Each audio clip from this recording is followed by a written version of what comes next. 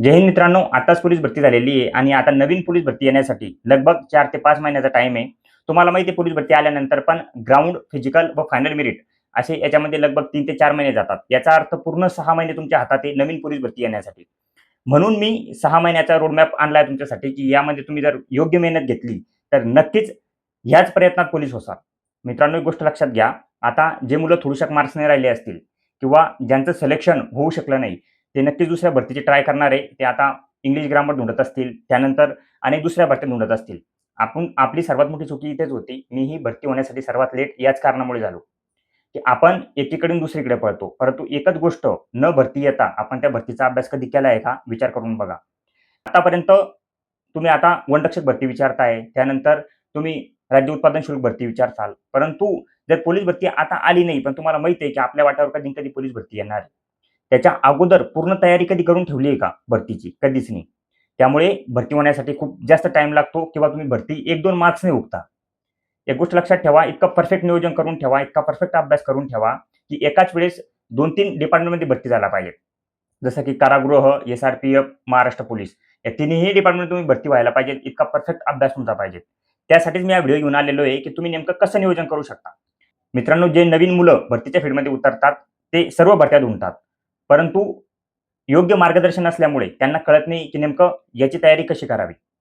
आता एक गोष्ट लक्षात घ्या, जेव्हा तुम्ही भरतीची तयारी चालू करता, तुम्हाला माहिती आहे अगोदर ग्राउंड आहे आणि त्यानंतर तुमचा पेपर आहे आणि त्यानंतर तुमचे मेडिकल व फायनल मेरिट लिस्ट. तुम्हाला डिटेलमध्ये माहिती सांगणार आहे, त्यामुळे हा व्हिडिओ थोडा लंबा होऊ शकतो. व्हिडिओ पूर्ण बघा. सर्वात पहिला विषय येतो मित्रांनो तुमचा जिल्हा निवडीचा. जेव्हा भरतीच्या जागा निघतात, अनेक जिल्ह्यांसाठी वेगळ्या-वेगळ्या जागा निघतात. आता जी नवीन मुलं भरतीच्या फील्डमध्ये आलेले असतात, त्यांना हे कळत नाही, की मी कोणता जिल्हा निवडू. ते एक तर बघतात व्हॅकन्सीज बघतात. त्यानंतर ते बघतात, की कुठे कट ऑफ मागच्या वर्षी कमी गेलेली आहे. त्यानंतर कोणी हे बघतं, की मला ह्याच जिल्ह्यामध्ये भरती व्हायचं आहे. तर तुम्हाला जर स्पेसिफिक जिल्ह्यामध्ये भरती व्हायचं असेल, जसं की तुम्हाला माहिती आहे नोकरी लागल्यानंतरही नोकरी करायला तुम्हाला बाहेर जिल्ह्यामध्ये जाणं आहे, तर याचा अर्थ तुम्ही घरापासून दूर जाणार आहे. तुम्हाला जर घरापासून दूर जायचं नसेल, तुमच्या जिल्ह्यामध्ये किंवा बाजूच्या जिल्ह्यामध्ये भरती व्हायचं असेल, जेणेकरून तुम्ही घरी लवकर येणं-जाणं करू शकता. त्यासाठी तुम्हाला तुमचा जवळचा जिल्हा निवडणं खूप गरजेचं आहे. आता एक गोष्ट लक्षात घ्या, जर तुमच्या जिल्ह्यामध्ये जागा नसेल, जसं की माझा जालना जिल्हा आहे. जालना जिल्ह्यामध्ये जागा नसेल, तर मी नक्कीच बुलढाणा किंवा आसपासचा जिल्हा निवडेल, संभाजीनगर असे जिल्हा निवडेल, की जिथून माझं घर जवळ पडतं. तर नक्कीच तुम्ही आतापासून जिल्हा निवडून ठेवा, की मला कोणत्या जिल्ह्याला फॉर्म भरणं आहे. भलेही जागा 1 येऊ द्या, 2 येऊ द्या, कारण की तुमचं अभ्यासाचं नियोजन इतकं परफेक्ट असणार आहे, की तुम्ही एका जागेमध्ये सुद्धा भरती होणार आहे. गोष्ट लक्षात घ्या मित्रांनो, तुम्ही जिल्हा निवडला. तुम्ही जे 2 ते 3 जिल्हे निवडलेले आहे, की ह्याच जिल्ह्यामध्ये मला फॉर्म भरणं आहे, त्या जिल्ह्याचा आतापासून अभ्यास करा. जिल्ह्यांच्या पेपरमध्ये तुम्ही बघितलं असेल, की जिल्ह्यावर 2 ते 3 प्रश्न येतात. याचा अर्थ हे 2 ते 3 प्रश्न जर तुम्हाला येत नसेल, तर नक्कीच तुमचा पेपर 97 पैकी होऊन जातो. म्हणजे 3 मार्क तुमचे तिथेच कटले.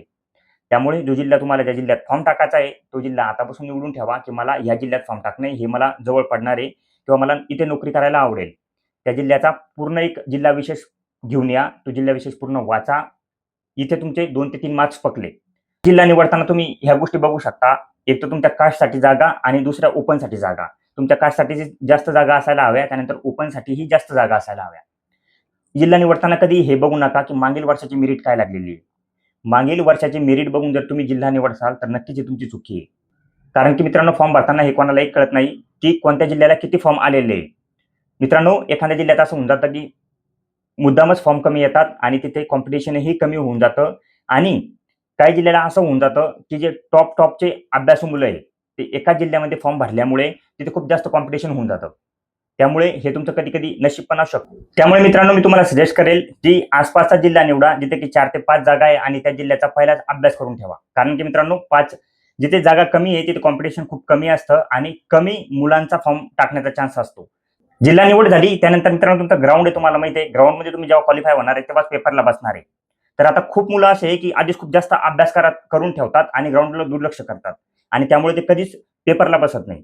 यामुळे लक्षात ठेवा तुमचं ग्राउंड खूप इम्पॉर्टंट आहे. त्यामुळे ग्राउंड आणि पेपर दोन्हीही सोबत घेऊन चला. ग्राउंड डेली आतापासून तर जोपर्यंत भरती येत नाही, तोपर्यंत डेली ग्राउंड करा. आता भरपूर मुलं असे आहे, की ते ग्राउंड त्यांनी सोडून दिलेलं आहे. भरती झाली म्हणजे त्यांचं ग्राउंड सुटतं आणि भरती आली म्हणजे त्यांचं ग्राउंड चालू होऊन जातं. मित्रांनो, आतापासून तुम्हाला एक ज्या प्रकारे आपण काम करतो, ज्याप्रमाणे आपण नोकरी करतो, त्याप्रमाणे तुम्हाला प्रिपरेशन करणं आहे या भरतीची. आतापासून ग्राउंड करत राहा. 1600 मीटर पळताना दररोज टायमिंग लावून पळा आणि दुसरी गोष्ट म्हणजे ग्रुपमध्ये पळा. जेव्हा तुम्ही ग्रुपमध्ये पाहता तेव्हा तुम्हाला कळतं की तुमची रनिंगची टायमिंग कशी येते किंवा मुलांपेक्षा तुम्ही किती मागे राहत आहे. आणि त्यानंतर बघा, मी 1600 मीटर मारत होतो. मी आर्मीच्या भरत्या 3 वेळेस मारलेल्या आणि फर्स्ट पर्ची काढलेली 1600 मीटरमध्ये. 1600 मीटरमध्ये तुमचा स्टॅमिना चांगला असायला हवा. नक्की तुम्ही 1600 मीटरची चांगली रनिंग केली तर 100 मीटर पण कव्हर होतं. कारण की स्प्रिंट मारत राहा मधात. 100 मीटरच्या तुम्ही जेवढ्या जास्त स्प्रिंट मारसाल तेवढी तुमची 1600 मीटरची टायमिंग कमी होईल. त्यानंतर गोळा आउट ऑफ करून ठेवा. आता गोळ्याविषयी अनेक मुलं म्हणतात की हे व्यायाम करा किंवा हे करा ते करा. पण एक गोष्ट लक्षात घ्या, जोपर्यंत तुम्ही स्वतः हा गोळ्याचा सराव करणार नाही तोपर्यंत कधीही तुमचा गोळा आउट ऑफ होणार नाही. ताकदीवर पण याचा विषय असतो. ज्यामध्ये ताकद जास्त आहे तो नक्कीच इझिली आउट ऑफ फेकू शकतो. परंतु जे मुलं थोडे दुबळे पतले म्हणजे शरीराने कमी आहे त्यांना नक्कीच प्रॅक्टिसची गरज आहे. प्रॅक्टिस नाही होतं मित्रांनो, लक्षात घ्या. असं नाही आहे की तुमचं शरीर बारीक आहे म्हणजे तुमच्या गोळा कधीच जाणार नाही. भलेही 2 मार्क्सचा कमी जाईल परंतु नक्कीच त्याला आउट ऑफ करण्याचा प्रयत्न करा. त्यानंतर गोळा 1600 मीटर झालं, तुमची राहिली 100 मीटर रनिंग. लक्षात घ्या, 100 मीटरला तुम्हाला काय गरजेचं आहे? 100 मीटरला तुम्हाला ताकद खूप गरजेची आहे.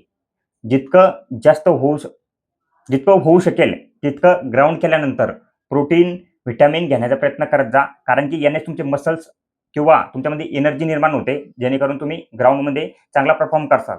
जेणेकरून तुम्ही ग्राउंडमध्ये चांगले मार्क्स घेऊ शकसाल. आता 100 मीटरमध्ये एक स्पाईक घालून पळण्याचा प्रयत्न करा. 1600 मीटरमध्येच 100 मीटरच्या स्प्रिंट मारत जा. त्याने तुम्हाला खूप जास्त फायदा होतो. ग्राउंडमध्ये तुम्हाला कोणत्याही हालतीत 45 प्लस मार्क्स घेणे. कारण की एवढं लक्षात ठेवा, आतापर्यंत तुम्ही बघितलं असाल की 45च्या वर कोणत्याही मेरिट लागलेली नाही. 45 मार्क्स जर तुम्ही ग्राउंडमध्ये घेतले, 45 प्लस मार्क्स घेतले म्हणजे तुम्ही नक्कीच पेपरला क्वालिफाय झाले. आणि मित्रांनो, जे मुलं 40 वर क्वालिफाय झालेले, तुम्ही 45 वर क्वालिफाय झालेले, तर 5 मार्क्स तुम्हाला इथेच प्लस आहे. म्हणजे तुम्ही जे 5 मार्क्स आहे तुम्ही तुमच्या पेपरमध्ये कमी पण घेतले तर तुम्ही लेवलला येणार आहे. त्यामुळे ते 45 मार्क्सचा ग्राउंड घेण्याचा प्रयत्न करा. त्यानंतर नेक्स्ट स्टेप आहे आपली पेपर. आता मित्रांनो, भरतीमध्ये 50-50% दोन्ही गोष्टी आहे. कारण की ग्राउंड शिवाय आणि पेपर शिवाय तुम्ही फायनल मेरिटपर्यंत जाऊ शकत नाही.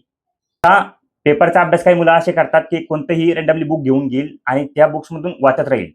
क्वेश्चन आन्सर वाचत राहील किंवा मागे झालेल्या प्रश्नपत्रिकांचा सेट आणेल आणि ते वाचत राहील. सर्वात पहिलं जर तुम्ही नवीन तयारी करताय किंवा तुम्ही भरतीच्या तयारीला लागला आहे तर तुम्हाला सर्वात पहिलं सिलेबस संपवणं खूप गरजेचं आहे. प्रत्येक विषयाला स्पेसिफिक पुस्तक घ्या, याने खूप जास्त फायदा होतो. तुम्हाला मी पुस्तकाचा पहिलाही व्हिडिओ बनवलेला आहे आणि पुस्तकांची माझ्या टेलिग्राम चॅनलवर तुम्हाला लिस्टही टाकलेली आहे. परंतु मी 4 बुक्स सांगून देतो. ही 4 बुक्स नक्की रेफर करा. या 4 बुक्सला 2-2, 3-3 वेळेस वाचा आधी आणि त्यानंतर बाकीचे जे पुस्तक आहे, मागील वर्षाच्या प्रश्नपत्रिका आहे त्या वाचा. सर्वात पहिले एक बुक येतं तुमचं कोकिळा प्रकाशनचं मॅथचं बुक. जर पोलीस भरतीमध्ये भरती होणे तर मॅथ हे तुम्हाला आलं तर पाहिजेतच, परंतु टायमाच्या आत येणं खूप गरजेचं आहे. एक गोष्ट लक्षात घ्या की मॅथ हा विषय असा आहे, हा तुम्हाला पाठांतर केल्याने येणार नाहीये. याला तुम्हाला प्रॅक्टिकली करावं लागणार आहे आणि समजून घ्यावं लागणार आहे की कशा प्रकारे होतंय, गणिती प्रक्रिया कशा प्रकारे होत आहे. गणितामध्ये जे पण सूत्र आहे, पाढे आहे, वर्ग आहे, हे तुमच्या तोंडपाठ असले पाहिजेत, जेणेकरून तुमचा टाइम मॅनेज होईल. आता मॅथचा अभ्यास करताना कोकिळा प्रकाशन मॅथचं बुक आहे, हे एकलं बुक तुम्हाला पुरेसं आहे. या बुकच्या प्रत्येक चॅप्टर YouTubeवर टाका, YouTubeवरून शिकून घ्या. त्यानंतर एका चॅप्टरवर 100-100, 150-150, 200-200 प्रश्न सोडवा.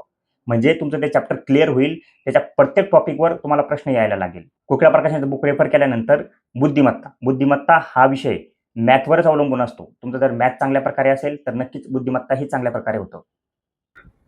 तर मित्रांनो, बुद्धिमत्तेसाठी तुम्ही फर्स्ट ट्रॅकचं बुक वापरू शकता. लक्षात घ्या, मॅथ आणि बुद्धिमत्ता हे 2 विषय असे आहे की तुम्हाला परफेक्ट करावं लागणार आहे, यांचे क्लास करावं लागणार आहे. या 2 विषयांमध्ये तुम्हाला पैकीचे पैकी मार्क्स घेणं खूप गरजेचं आहे. जेणेकरून जीके जीएसमध्ये तुम्हाला कमीही मार्क्स आले तरी चालेल आणि या 2 विषयाचा तुम्ही परफेक्ट अभ्यास करू शकता. यांचे जितके चॅप्टर आहे त्याच्यावरच प्रश्न येतात, बाहेरचे प्रश्न येऊ शकत नाही, फक्त किमती बदललेल्या असेल. तर बुद्धिमत्तेमध्येही ज्या गोष्टी अशा आहे की जे तुम्हाला पाठांतर करायच्या आहे, किमती बदलत नाही, त्या गोष्टी पाठांतर करून ठेवा. आणि मित्रांनो, बुद्धिमत्ता या विषयामध्ये तुम्हाला जे प्रश्न विचारलेले असतात हे 75% प्रश्न असे असतात ते 100% तुम्हाला जमणार आहे. फक्त ते टायमाच्या आत जमवणं खूप गरजेचे असतात. बुद्धिमत्ता झाल्यानंतर तुमचा विषय येतो मराठी ग्रामर. मराठी ग्रामरसाठी तुम्ही बाळासाहेब शिंदेचं बुक यूज करू शकता किंवा हे दुसऱ्या स्क्रीनवर दिसत आहे बुक सुद्धा तुम्ही यूज करू शकता. मराठी व्याकरणामध्ये ती स्ट्रॅटेजी वापरा जी की मॅथ बुद्धिमत्तेसाठी सांगितलं. काही गोष्टी आहे ज्या न बदलणाऱ्या आहे त्या पूर्णच्या पूर्ण तुम्ही पाठ करून टाका. मराठी व्याकरण तुमच्या तोंडपाठ असणं खूप गरजेचं आहे. तुमच्याकडे शब्दांचा साठा असणं खूप गरजेचं आहे. जसं की मराठी ग्रामरमध्ये चॅप्टर आहे वर्णमाला. यामध्ये स्वर, स्वरादी, उष्मे वर्णे, त्यानंतर असे अनेक प्रकारचे वर्ण आहे. हे तुमच्या पाठात असेल तर कोणताही प्रश्न येऊ द्या, तुम्हाला तो जमेल. तसंच मराठी ग्रामरच्या प्रत्येक चॅप्टरवर ज्याही गोष्टी पाठांतर करण्याच्या आहे त्या पूर्ण गोष्टी तुमच्या पाठ असणं गरजेचं आहे. मी सांगितले ते बुक मराठी ग्रामरसाठी मी सांगितले जे 2 बुक आहे, जर मराठी ग्रामरसाठी तुम्ही तोंडपाठ केले तर मराठी ग्रामरचाही विषय मिटला. कोणत्याही स्पर्धा परीक्षामध्ये महाराष्ट्रामध्ये हे 2 बुक काफी आहे मराठी ग्रामरसाठी. आणि मॅथ्ससाठी कोकिळा प्रकाशन, त्यानंतर फर्स्ट ट्रॅकचं बुद्धिमत्तेसाठी. हे 3 विषय असे आहे मित्रांनो, या 3 विषयामध्ये तुमचे फक्त 3च प्रश्न चुकायला हवे. 3 ते 4 प्रश्न जर तुमचे या विषयामध्ये चुकत असेल, जवळपास 70 मार्क्स तर मित्रांनो तुम्ही इथे घेऊन आले. आणि जीकेमध्ये जर जीके जीएस मध्ये तुम्ही 20 मार्क्स घेतले तर झाले तुम्ही 90+. ते सांगितलं की 90+ मार्क्स पेपरमध्ये आणि 45+ मार्क्स तुम्हाला ग्राउंडमध्ये तुम्ही घेतले तर 135 वर तुम्ही कोणत्याही जिल्ह्यात कोणत्याही कास्टच्या सुद्धा नक्कीच मेरिटमध्ये बसणार आहे. तर हे नियोजन होतं मित्रांनो पेपराचं आणि ग्राउंडचं. अभ्यास करताना मी जसं सांगितलं, ज्या गोष्टी कधीही न बदलणाऱ्या आहेत, तुम्हाला माहिती आहे की यावरती प्रश्न येतोच. जसं की तुम्हाला विचारलं खालीलपैकी स्वर कोणता? तुम्हाला माहिती आहे मित्रांनो, मराठी ग्रामरमध्ये जेवढेही स्वर आहे ते तुमच्या तोंडपाठ असायला हवे, जेणेकरून असे नॉर्मल प्रश्न तुमचे कधीही जाणार नाही. मराठी ग्रामरमध्ये हेच प्रश्न विचारले जातात. तर हे जे 4 बुक सांगितलेले मी हे रेफर करणं झाल्यानंतर तुम्ही मागील वर्षाच्या झालेल्या प्रश्नपत्रिका यामध्ये तुमचे किती मार्क्स येतात, चालू घडामोडीचे प्रश्न सोडले तर सर्व प्रश्न तुम्हाला मागील झालेल्या प्रश्नपत्रिकेचे सोडवले जाते.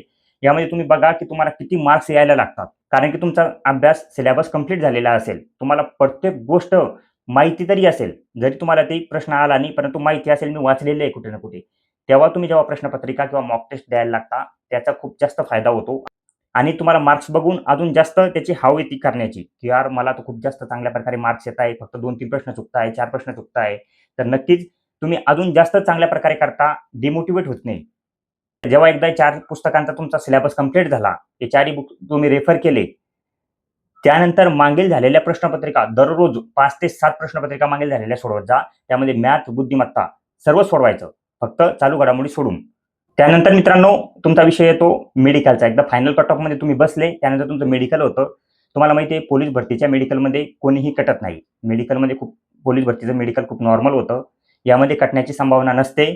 जर तुम्हाला कोणता मेडिकल पॉईंट जास्त मोठा असता तर नक्कीच तुम्ही 1600 मीटर, 100 मीटर रनिंग मारूच शकले नसते.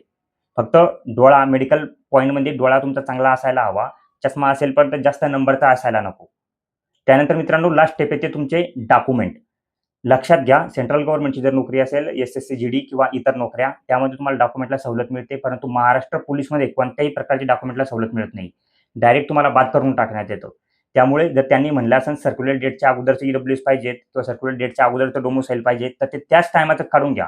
जेव्हा भरती येईल त्याच्या नोटिफिकेशनमध्ये दिलेलं असतं की डॉक्युमेंट कशा कशा प्रकारे असायला हवे. त्यानंतर तुमचे कास्ट सर्टिफिकेट हे बी ओरिजिनल असायला हवं. 12वी पासचं सर्टिफिकेट किंवा अनेक प्रकारचे सर्टिफिकेट माझ्या टेलिग्राम चॅनलवर टाकलेले, जाऊन बघा तुम्ही ती लिस्ट कोणती येतं. हे सर्व काही परफेक्ट करून ठेवा आणि तेव्हा तुम्हाला विचारण्याचं काम पडलं नाही पाहिजे की आता अभ्यास कसा करू किंवा मी डॉक्युमेंट कोणते काढू. सर्व नियोजन परफेक्ट करून ठेवा. पोलीस भरती आली तर फिक्स तुम्हीच पोलीस होणार आहे. आता किती विद्यार्थी आहे बघा की जे फक्त हे विचारताय की पोलीस भरती कधी येणार आहे, परंतु हा विचार केला का त्यांनी की माझा अभ्यास किती झालेला आहे किंवा मी खरंच येणाऱ्या पोलीस भरतीसाठी अभ्यास करतोय का. त्यामुळे भरतीची वाट पाहू नका, अभ्यास करत राहा. भरती तर एक ना एक दिवस येणारच आहे, परंतु त्या भरतीमध्ये तुमच्यापेक्षा पुढं कोणीच नसलं पाहिजे, तुम्हीच त्या भरतीमध्ये सिलेक्शन घेणार आहे. एकही जागा असली तर ती जागा तुमचीच असणार आहे. अशा प्रकारे मेहनत करा. तर मित्रांनो नक्कीच मी तुम्हाला सांगितलं त्या प्रकारे जर तुम्ही केलं तर येणाऱ्या पोलीस भरतीमध्ये तुम्ही नक्कीच पोलीस होणार आहे. जर आवडला असेल तर चॅनलला फॉलो करून घ्या आणि कोणत्याही प्रकारचा डाऊट राहिला असेल तर नक्कीच कमेंट बॉक्समध्ये कमेंट करू शकता.